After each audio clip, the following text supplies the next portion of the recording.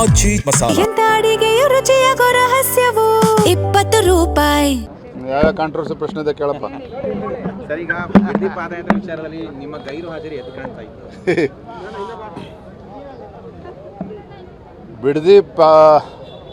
ಬಿಡದಿ ಪಾದಯಾತ್ರೆ ಬಗ್ಗೆ ಯಾರಿಗೂ ಕೂಡ ಗೊಂದಲ ಇರುವಂಥ ಅವಶ್ಯಕತೆ ಇಲ್ಲ.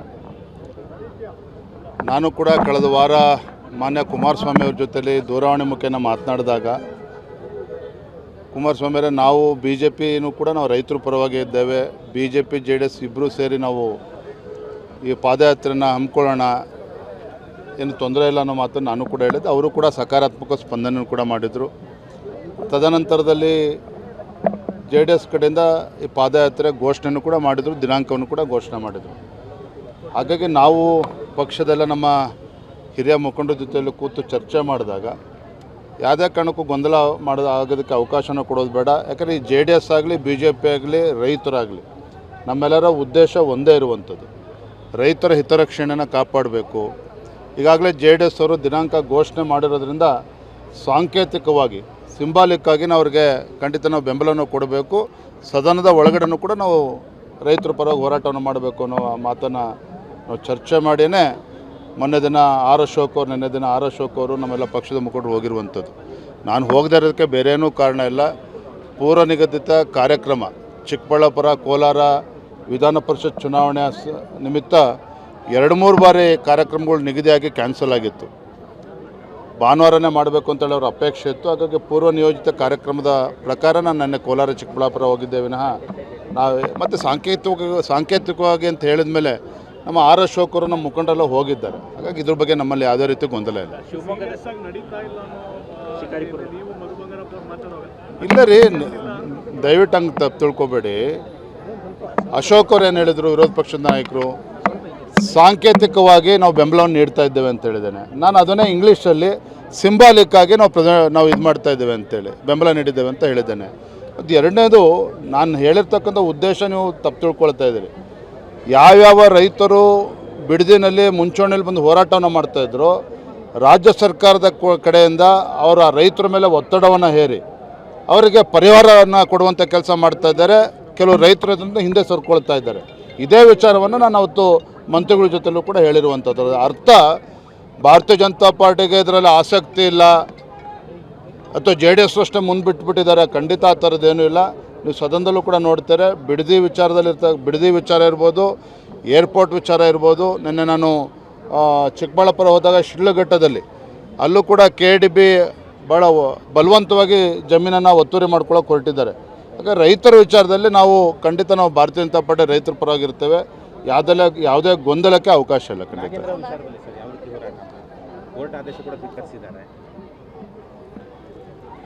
ಈ ನೆಲದ ಕಾನೂನಿನ ಬಗ್ಗೆ ಅವರಿಗೆ ಗೌರವ ಇಲ್ಲದಂತೆ ಕಾಣ್ತಾ ಇದೆ. ಇದೆಲ್ಲದಕ್ಕಿಂತ ಮುಖ್ಯವಾಗಿ ಯಾವ ಮಾಜಿ ಸಚಿವನ ವಿರುದ್ಧ ಇಂಥ ಗಂಭೀರವಾಗಿರುವಂತಹ ಭ್ರಷ್ಟಾಚಾರ ಆರೋಪ ಇದ್ದಾಗ ಒಂದಲ್ಲ ಎರಡಲ್ಲ 100 ಕೋಟಿ ರೂಪಾಯಿಗಳನ್ನು ಪರಿಶಿಷ್ಟ ಪಂಗಡದ ಅಭಿವೃದ್ಧಿಗೆ ಆ ಮಕ್ಕಳಿಗೆ ಮೀಸಲಿಟ್ಟಿರ್ತಕ್ಕಂಥ ಹಣವನ್ನು ಲೂಟಿ ಹೊಡೆದಿರ್ತಕ್ಕಂಥ ವ್ಯಕ್ತಿಯನ್ನು ಮತ್ತೆ ಹೊತ್ತು ಕ್ಯಾಬಿನೆಟ್ಗೆ ಹ್ಯಾಕ್ ತೆಗೆದುಕೊಳ್ಳೋದಕ್ಕೆ ಸಾಧ್ಯ? ಮುಖ್ಯಮಂತ್ರಿಗಳಿಗೆ ಏನಂತ ಒತ್ತಡ ಇತ್ತು ಮುಖ್ಯಮಂತ್ರಿಗಳ ಮೇಲೆ ಆಗಲಿ ACC ಮೇಲೆ ಆಗಲಿ, ಅಂಥ ಏನು ಒತ್ತಡ ಇತ್ತು? ನಮಗೆ ಇರುವಂಥ ಮಾಹಿತಿ ಪ್ರಕಾರ ಅವರು ಏನು ನಾಗೇಂದ್ರ ಅವರು ಕಾಂಗ್ರೆಸ್ ಹೈಕಮಾಂಡನ್ನು ಕೂಡ ಬ್ಲ್ಯಾಕ್ ಮೇಲ್ ಮಾಡಿದ್ದಾರೆ, ಹೆದರಿಸಿದ್ದಾರೆ. ನಾವು ಸತ್ಯವನ್ನೆಲ್ಲ ಕೂಡ ಮಾಧ್ಯಮದಿಂದ ಬಿಚ್ಚಿಡಬೇಕಾಗ್ತದೆ, ನನ್ನನ್ನು ಕ್ಯಾಬಿನೆಟ್ ತೆಗೆದುಕೊಳ್ಳದೇ ಇದ್ದರೆ ಈ ರೀತಿ ಬೆದರಿಕೆ ಹಾಕಿದ್ದಾರೆ ಅನ್ನೋ ಮಾಹಿತಿ ಕೂಡ ಕಾಂಗ್ರೆಸ್ ವಲಯದಲ್ಲೇ ಚರ್ಚೆ ಆಗ್ತಾ ಇದೆ. ಹಾಗಾಗಿ ಇದರ ಪರಿಣಾಮನೇ ಇಂಥ ಘೋರ ಅನ್ಯಾಯ ಮಾಡಿರ್ತಕ್ಕಂಥ ಇಂಥ ಮಹಾಭ್ರಷ್ಟಾಚಾರ ಮಾಡಿರುವಂಥ ವ್ಯಕ್ತಿಯ ವಿರುದ್ಧ ಕೋರ್ಟ್ ನ್ಯಾಯಯುತ ಚಾರ್ಜ್ ಶೀಟ್ ಸಲ್ಲಿಸಿದ್ರೂ ಕೂಡ ತನಿಖೆ ಆಗಿ ಅಂಥ ವ್ಯಕ್ತಿನ ಇಷ್ಟು ಆತುರವಾಗಿ ಕ್ಲೀನ್ ಚಿಟ್ ಸಿಗೋಕ್ಕೂ ಮುಂಚೆನೇ ಅವರನ್ನು ಕ್ಯಾಬಿನೆಟ್ ತೆಗೆದುಕೊಂಡಿದ್ದಾರೆ ಅಂತ ಹೇಳಿದ್ರೆ ಇವತ್ತು ಆ ಸಮುದಾಯಕ್ಕೆ ಮಾಡಿರ್ತಕ್ಕಂಥ ಅಪಚಾರ ಕಾಂಗ್ರೆಸ್ ಸರ್ಕಾರದವರು. ಕಾಂಗ್ರೆಸ್ ಪಕ್ಷ ಇವತ್ತು ಆ ಪರಿಶಿಷ್ಟ ಪಂಗಡದ ಸಮುದಾಯಗಳಿಗೆ ಇವತ್ತು ಅನ್ಯಾಯ ಮಾಡಿದ್ದಾರೆ ನಾಗೇಂದ್ರ ಅವ್ರನ್ನ ಕ್ಯಾಬಿನೆಟ್ಗೆ ತೆಗೆದುಕೊಳ್ಳೋ ಮೂಲಕ. ಹಾಗಾಗಿ ಭಾರತೀಯ ಜನತಾ ಪಾರ್ಟಿ ಸದನದ ಒಳಗಡೆನೂ ಕೂಡ ನಾವು ಹೋರಾಟವನ್ನು ಮಾಡ್ತೇವೆ, ಸದನದ ಹೊರಗಡೆ ರಾಜ್ಯಾದ್ಯಂತ ಇದ್ರ ಬಗ್ಗೆ ಹೋರಾಟವನ್ನು ಮಾಡಬೇಕು ಅಂತ ತೀರ್ಮಾನ ಮಾಡಿದ್ದೇವೆ. ಯಾವುದೇ ಕಾರಣಕ್ಕೂ ಪರಿಶಿಷ್ಟ ಪಂಗಡದಕ್ಕೆ ಅವರ ಅನ್ನವನ್ನು ಕಸ್ಕೊಂಡಿರ್ತಕ್ಕಂಥ ನಾಗೇಂದ್ರ ಅವ್ರನ್ನ ಕ್ಯಾಬಿನೆಟ್ನಲ್ಲಿ ಮುಂದುವರಿಸಬಾರ್ದು. ಇದನ್ನು ನಾವು ಮತ್ತೆ ಆಗ್ರಹವನ್ನು ಪಡಿಸ್ತಾ ಇದ್ದೇವೆ. ಅದ್ರ ವಿರುದ್ಧ ನಾವು ಹೋರಾಟವನ್ನು ಕೂಡ ಮಾಡ್ತೇವೆ. ಆಗಿಲ್ಲ, ನಾನು ಒಬ್ಬನೇ ಉತ್ತರ ಕೊಡ್ತೀನಿ ಅಂತ ಸಿಎಂ ಹೇಳ್ತಿದ್ದಾರೆ. ಸಂಪುಟನೂ ವಿಸ್ತರಣೆ ತುಂಬ ತಡವಾಗಿರುವಂಥದ್ದು. ಇನ್ನು ಯಾವ ಇಲಾಖೆ ಬಿಡದಿ ಪಾದಯಾತ್ರೆ ಬಗ್ಗೆ ಯಾರಿಗೂ ಕೂಡ ಗೊಂದಲ ಇರುವಂಥ ಅವಶ್ಯಕತೆ ಇಲ್ಲ. ನಾನು ಕೂಡ ಕಳೆದ ವಾರ ಮಾನ್ಯ ಕುಮಾರಸ್ವಾಮಿ ಅವ್ರ ಜೊತೆಲಿ ದೂರವಾಣಿ ಮುಖೇನ ಮಾತನಾಡಿದಾಗ ಕುಮಾರಸ್ವಾಮಿ ಅವರೇ, ನಾವು BJPನೂ ಕೂಡ ನಾವು ರೈತರ ಪರವಾಗಿ ಇದ್ದೇವೆ, BJP JDS ಇಬ್ಬರೂ ಸೇರಿ ನಾವು ಈ ಪಾದಯಾತ್ರೆನ ಹಮ್ಮಿಕೊಳ್ಳೋಣ, ಏನು ತೊಂದರೆ ಇಲ್ಲ ಅನ್ನೋ ಮಾತನ್ನು ನಾನು ಕೂಡ ಹೇಳಿದ್ದೆ. ಅವರು ಕೂಡ ಸಕಾರಾತ್ಮಕ ಸ್ಪಂದನೆ ಕೂಡ ಮಾಡಿದರು. ತದನಂತರದಲ್ಲಿ JDS ಕಡೆಯಿಂದ ಈ ಪಾದಯಾತ್ರೆ ಘೋಷಣೆಯನ್ನು ಕೂಡ ಮಾಡಿದರು, ದಿನಾಂಕವನ್ನು ಕೂಡ ಘೋಷಣೆ ಮಾಡಿದರು. ಹಾಗಾಗಿ ನಾವು ಪಕ್ಷದೆಲ್ಲ ನಮ್ಮ ಹಿರಿಯ ಮುಖಂಡರ ಜೊತೆಯಲ್ಲಿ ಕೂತು ಚರ್ಚೆ ಮಾಡಿದಾಗ ಯಾವುದೇ ಕಾರಣಕ್ಕೂ ಗೊಂದಲ ಆಗೋದಕ್ಕೆ ಅವಕಾಶನ ಕೊಡೋದು ಬೇಡ. ಯಾಕಂದರೆ ಈ JDS ಆಗಲಿ BJP ಆಗಲಿ ರೈತರಾಗಲಿ ನಮ್ಮೆಲ್ಲರ ಉದ್ದೇಶ ಒಂದೇ ಇರುವಂಥದ್ದು, ರೈತರ ಹಿತರಕ್ಷಣೆಯನ್ನು ಕಾಪಾಡಬೇಕು. ಈಗಾಗಲೇ JDS ಅವರು ದಿನಾಂಕ ಘೋಷಣೆ ಮಾಡಿರೋದ್ರಿಂದ ಸಾಂಕೇತಿಕವಾಗಿ ಸಿಂಬಾಲಿಕ್ಕಾಗಿ ನಾವು ಅವ್ರಿಗೆ ಖಂಡಿತ ನಾವು ಬೆಂಬಲವನ್ನು ಕೊಡಬೇಕು. ಸದನದ ಒಳಗಡೆನೂ ಕೂಡ ನಾವು ರೈತರ ಪರವಾಗಿ ಹೋರಾಟವನ್ನು ಮಾಡಬೇಕು ಅನ್ನೋ ಮಾತನ್ನು ನಾವು ಚರ್ಚೆ ಮಾಡಿಯೇ ಮೊನ್ನೆ ದಿನ ನಿನ್ನೆ ದಿನ ಆರ್ ಅಶೋಕ್ ಅವರು ನಮ್ಮೆಲ್ಲ ಪಕ್ಷದ ಮುಖಂಡರು ಹೋಗಿರುವಂಥದ್ದು. ನಾನು ಹೋಗದೇ ಇರೋದಕ್ಕೆ ಬೇರೆ ಏನೂ ಕಾರಣ ಇಲ್ಲ. ಪೂರ್ವ ನಿಗದಿತ ಕಾರ್ಯಕ್ರಮ ಚಿಕ್ಕಬಳ್ಳಾಪುರ ಕೋಲಾರ ವಿಧಾನ ಪರಿಷತ್ ಚುನಾವಣೆ ನಿಮಿತ್ತ 2-3 ಬಾರಿ ಕಾರ್ಯಕ್ರಮಗಳು ನಿಗದಿಯಾಗಿ ಕ್ಯಾನ್ಸಲ್ ಆಗಿತ್ತು. ಭಾನುವಾರನೇ ಮಾಡಬೇಕು ಅಂತೇಳಿ ಅವ್ರ ಅಪೇಕ್ಷೆ ಇತ್ತು. ಹಾಗಾಗಿ ಪೂರ್ವ ನಿಯೋಜಿತ ಕಾರ್ಯಕ್ರಮದ ಪ್ರಕಾರ ನಾನು ನೆನ್ನೆ ಕೋಲಾರ ಚಿಕ್ಕಬಳ್ಳಾಪುರ ಹೋಗಿದ್ದೆ ವಿನಃ ನಾವು ಮತ್ತು ಸಾಂಕೇತಿಕವಾಗಿ ಅಂತ ಹೇಳಿದ ಮೇಲೆ ನಮ್ಮ ಆರ್ ಅಶೋಕ್ ಅವರು ನಮ್ಮ ಮುಖಂಡರೆಲ್ಲ ಹೋಗಿದ್ದಾರೆ. ಹಾಗಾಗಿ ಇದ್ರ ಬಗ್ಗೆ ನಮ್ಮಲ್ಲಿ ಯಾವುದೇ ರೀತಿ ಗೊಂದಲ ಇಲ್ಲ. ಇಲ್ಲ ರೀ, ದಯವಿಟ್ಟು ಹಂಗೆ ತಪ್ಪು ತಿಳ್ಕೊಬೇಡಿ. ಅಶೋಕ್ ಅವ್ರು ಏನು ಹೇಳಿದರು, ವಿರೋಧ ಪಕ್ಷದ ನಾಯಕರು ಸಾಂಕೇತಿಕವಾಗಿ ನಾವು ಬೆಂಬಲವನ್ನು ನೀಡ್ತಾ ಇದ್ದೇವೆ ಅಂತ ಹೇಳಿದ್ದೇನೆ. ನಾನು ಅದನ್ನೇ ಇಂಗ್ಲೀಷಲ್ಲಿ ಸಿಂಬಾಲಿಕ್ಕಾಗಿ ನಾವು ಇದು ಮಾಡ್ತಾ ಇದ್ದೇವೆ ಅಂತೇಳಿ ಬೆಂಬಲ ನೀಡಿದ್ದೇವೆ ಅಂತ ಹೇಳಿದ್ದೇನೆ. ಮತ್ತು ಎರಡನೇದು, ನಾನು ಹೇಳಿರ್ತಕ್ಕಂಥ ಉದ್ದೇಶ ನೀವು ತಪ್ಪು ತಿಳ್ಕೊಳ್ತಾ ಇದ್ದೀರಿ. ಯಾವ್ಯಾವ ರೈತರು ಬಿಡದಿನಲ್ಲಿ ಮುಂಚೂಣಿಯಲ್ಲಿ ಬಂದು ಹೋರಾಟವನ್ನು ಮಾಡ್ತಾಯಿದ್ರು, ರಾಜ್ಯ ಸರ್ಕಾರದ ಕಡೆಯಿಂದ ಅವರ ರೈತರ ಮೇಲೆ ಒತ್ತಡವನ್ನು ಹೇರಿ ಅವರಿಗೆ ಪರಿಹಾರವನ್ನು ಕೊಡುವಂಥ ಕೆಲಸ ಮಾಡ್ತಾ ಇದ್ದಾರೆ. ಕೆಲವು ರೈತರು ಅದರಿಂದ ಹಿಂದೆ ಸರ್ಕೊಳ್ತಾ ಇದ್ದಾರೆ.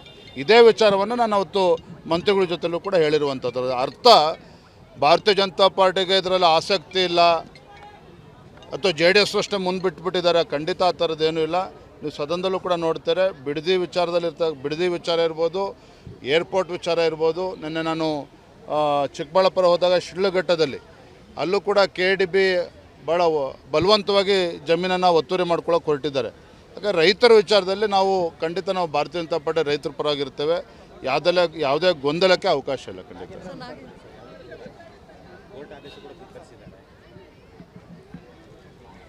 ಈ ನೆಲದ ಕಾನೂನಿನ ಬಗ್ಗೆ ಅವರಿಗೆ ಗೌರವ ಇಲ್ಲದಂತೆ ಕಾಣ್ತಾ ಇದೆ.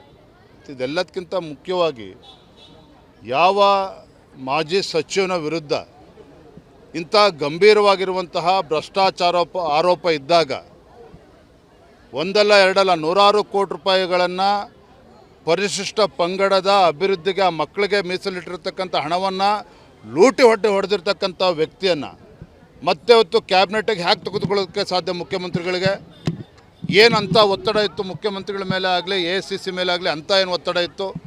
ನಮಗೆ ಇರುವಂಥ ಮಾಹಿತಿ ಪ್ರಕಾರ ಅವರು ಏನು ನಾಗೇಂದ್ರ ಅವರು ಕಾಂಗ್ರೆಸ್ ಹೈಕಮಾಂಡ್ರನ್ನು ಕೂಡ ಬ್ಲ್ಯಾಕ್ ಮೇಲ್ ಮಾಡಿದ್ದಾರೆ, ಹೆದರಿಸಿದ್ದಾರೆ.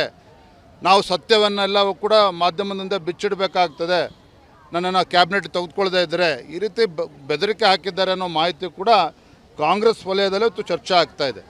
ಹಾಗಾಗಿ ಇದರ ಪರಿಣಾಮನೇ ಇಂಥ ಘೋರ ಅನ್ಯಾಯ ಮಾಡಿರ್ತಕ್ಕಂಥ ಇಂಥ ಮಹಾಭ್ರಷ್ಟಾಚಾರ ಮಾಡಿರುವಂಥ ವ್ಯಕ್ತಿಯ ವಿರುದ್ಧ ಕೋರ್ಟ್ ನ್ಯಾಯಯುತ ಚಾರ್ಜ್ ಶೀಟ್ ಸಲ್ಲಿಸಿದ್ರೂ ಕೂಡ ತನಿಖೆ ಆಗಿ ಅಂಥ ವ್ಯಕ್ತಿನ ಇಷ್ಟು ಆತುರವಾಗಿ ಕ್ಲೀನ್ ಚಿಟ್ ಸಿಗೋಕ್ಕೂ ಮುಂಚೆನೇ ಅವರನ್ನು ಕ್ಯಾಬಿನೆಟ್ ತೆಗೆದುಕೊಂಡಿದ್ದಾರೆ ಅಂತ ಹೇಳಿದ್ರೆ ಇವತ್ತು ಆ ಸಮುದಾಯಕ್ಕೆ ಮಾಡಿರ್ತಕ್ಕಂಥ ಅಪಚಾರ ಕಾಂಗ್ರೆಸ್ ಸರ್ಕಾರದವರು.